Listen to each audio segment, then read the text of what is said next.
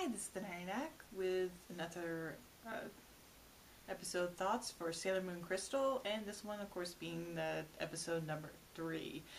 Uh, and I have to say, I'm pretty happy overall with the episode. This time, I went ahead and made sure I read the manga chapter, or at least went through it real quickly before watching the episode, so I could remember more clearly, what was actually changed up for the anime. Also, I'm pretty happy with that we do have better animation this week than we had last week. It's still not up to par to what the first episode was, but it's still, much better, a good improvement over last week where everything was so off-model so much of the time. That aside, like always, the episode, it sticks pretty true to the actual manga chapter for the most part, and with this one we have the introduction of Sailor Mars, or Hino Rei, and of course with that we have 3 of the Sailor Guardians, which is awesome, and I have to say I kind of love Sailor Mars, her transformation sequence, or more important, or more specifically, her transformation music. I don't know, I'm such a sucker for, bringing in electric guitars, so I kind of it had a bit of a rockish vibe to it. Of course, this episode we get 2 more of the generals from the Dark Kingdom, or no, they're actually kings in this version, aren't they? Oh well. But yes, we get Nephrite and Zoisite introduced, as we finally get a good substantive scene with the villains, with Queen Beryl, and they kind of go over, Jedi screwing up, and of course bring up, the Silver Crystal, and just kind of play up that's the big thing that they're all looking for. Let's see. Which is nice and everything, and it actually kind of plays into how this anime, it's finally made one of its biggest deviations from the manga, in the sense that, in the manga, this is the episode where Jedi dies because he gets killed with the confrontation with the Sailor Guardians, but he doesn't do that. Instead, he seems to teleport away after being attacked by Sailor Mars. So I'll be interested to see what actually comes of that. I mean, if they're going to pull an anime where it's going to end up being Queen Beryl that kills him off and not the Sailor Guardians, or if they're going to have them, fall into the background to be used later on when, they're kind of have to make up their own storylines. And they're saving him for that. So that'll be interesting to see, because either way, it should be Nephrite who is going to be the main villain that the Sailor Guardians are going to be up against, if they're going to keep things still mostly true to the manga. Let's see. Oh, and of course, one of the things I kind of liked about the manga compared to the original anime series is the fact that,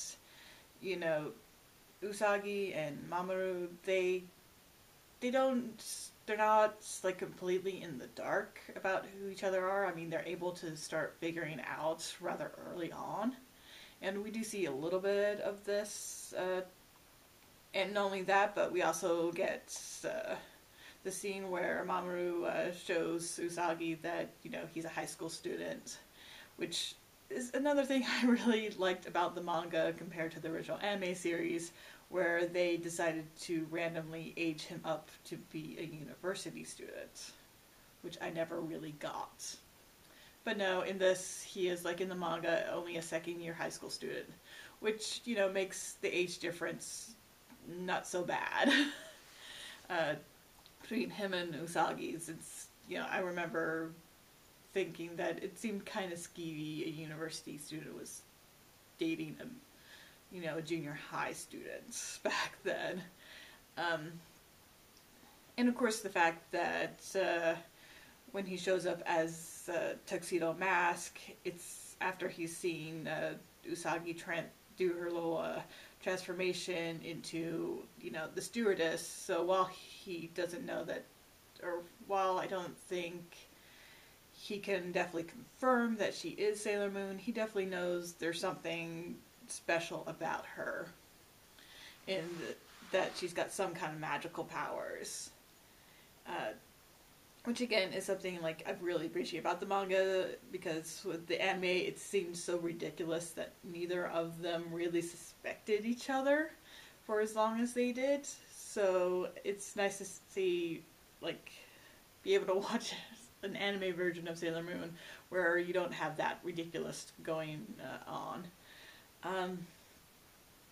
Also, kind of love the fact that Usagi totally has a girl crush on Rei when she first sees her.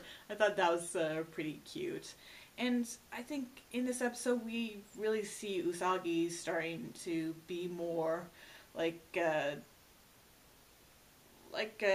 heroic version of herself, and the fact that she's willing to stand up for Rei when she's accused of being behind the kidnappings by that group of mothers. And even though it's not perfect, the fact that she's willing to speak up and really stand up for Rei, I think that really shows that she doesn't have to be Sailor Moon all the time to be heroic. I mean, yeah, she still kind of screws up and everything, but her heart is definitely in the right place. And I think she's starting to mature just a little bit. Also, of course, with this episode, we get the communicators, and let's see, yeah, her and Amy get the communicators. Of course, pretty much like how they got their pens with Usagi playing and clearing a level of the Sailor V video game, which of course was something in the manga as well. But I kind of like that, the fact that it's almost like every time Usagi levels up, she gets something.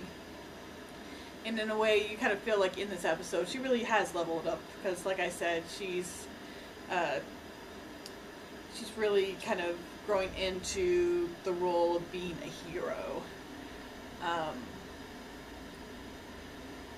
Let's see, and didn't mention so much with this episode, but I do like the fact that you really get a sense of, for both Ami and Rei, that they were kind of stuck and rather isolated and lonely in their lives until, Usagi came into it and decided to, befriend them. And in both cases, she didn't know that they're going to be Sailor Guardians in the end, but she still, goes out there and becomes their friend. So, and I think these episodes or the new series does a pretty good job of setting that up. With Rei really kind of driving home that because of her powers, she feels like, she's lonely because people kind of treat her differently and act differently around her. But then comes Usagi, who, doesn't do that at all, who's more than willing to accept her as she is. So it's very easy to, buy into these friendships that Usagi is forming with the other Sailor Guardians. And I think for now, that's about all I can think of. I didn't get a lot of sleep last night, so my brain's not quite working as it should be. Oh, yes, on the Hulu stream, we finally have previews for the next episode, which is great. What's not so great is the fact that, as in the manga, the next episode is just going to have the three Sailor Guardians. We're not getting Sailor Jupiter, not until next month, with the schedule Sailor Moon Crystal comes out on, which is sad because, I like Sailor Jupiter. I would love to see her episode, but staying true to the manga, they have to do this other episode, which is the one where they have a princess from a foreign country come in and have this special treasure, and they go to check it out because they think it's the silver crystal, which of course brings in Tuxedo Mask and the Dark Kingdom, because they're all suspecting that the special treasure is the silver crystal that they've been searching for. And it is a good episode for at least I guess expanding on and really looking at the growing romance between Sailor Moon and Tuxedo Mask. So at least there's that to look forward to, and I'll at least get the previews for the Sailor Jupiter episode now. So I'm pretty happy about that too. So with that, I'll go ahead and wrap up. I hope that you subscribe to my channel, like or leave a comment, and I'll see you next time. Bye!